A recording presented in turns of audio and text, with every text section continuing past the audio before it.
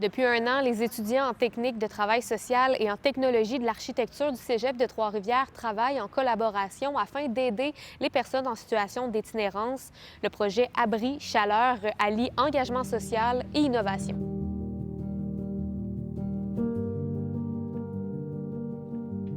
Patricia Nourry, je suis professeure de philosophie et chargée de projet en écologisation. Au départ, je portais un projet qui était celui des communs. Je voulais organiser des communs pédagogiques. J'ai su que mon collègue d'architecture, Nicolas Joyal, pensait faire des abris chaleur.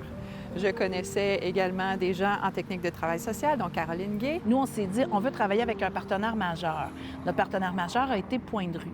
Donc, on a travaillé avec cette organisation-là qui travaille, entre autres, auprès de la population en situation d'itinérance. Et là, on a pu avoir un portrait assez global de la problématique, de la réalité des personnes en situation d'itinérance, mais aussi de ce qui a été fait, de ce qui a fonctionné et de ce qui ne fonctionne pas. Je m'appelle Méane Lafrance, je suis étudiante en technique de travail social au Cégep de Trois-Rivières. L'itinérance, c'est une problématique qui est complexe, donc je pense que c'est ça qui a été le plus difficile. Il n'y en aura pas de solution miracle.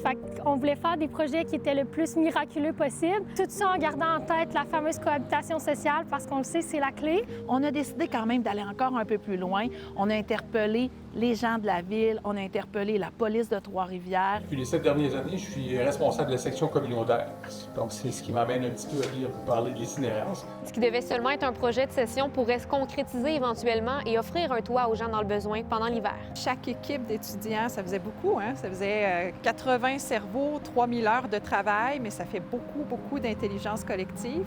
Fait qu'ils nous sont arrivés avec des propositions. Et là, on fait un commun des communs. Le professeur Nicolas Joyal dessine le commun et il va soumettre le projet à un comité aviseur formé par les étudiants. Dans mon cours d'architecture, c'était surtout d'étudier l'enveloppe, fait que toute la partie isolation, étanchéité de ce bâtiment-là. Il faudra trouver des moyens de chauffage pour ça, fait que peut-être que mécanique du bâtiment, génie électrique, on va faire appel peut-être à d'autres programmes là, qui vont venir comme ajouter leur grain de sel, puis parfaire un peu le concept. Là. Christopher Bergeron et je suis étudiant en technologie de l'architecture au Cégep de Trois-Rivières. Avez-vous rencontré des défis pendant le projet?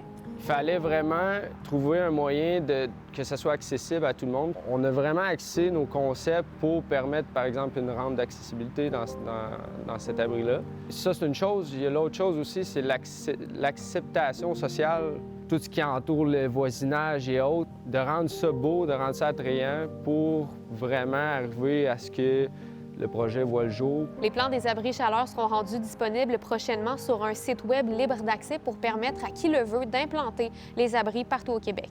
À Trois-Rivières, Alice Tran pour Nouveau Info.